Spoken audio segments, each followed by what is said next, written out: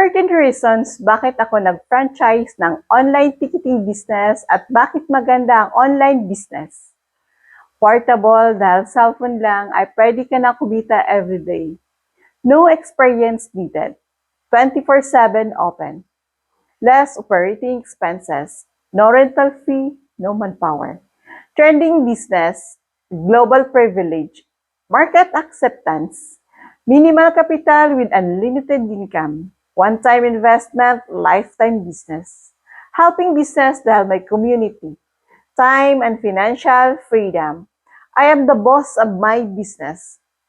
Franchising ng Cebuana, Western Union, and other remittance at may millions bonus pa.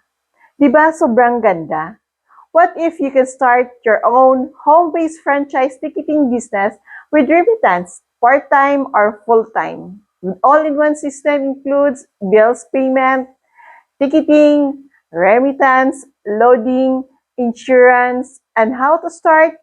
Comment down or message me para mag-guide kita paano masimulan.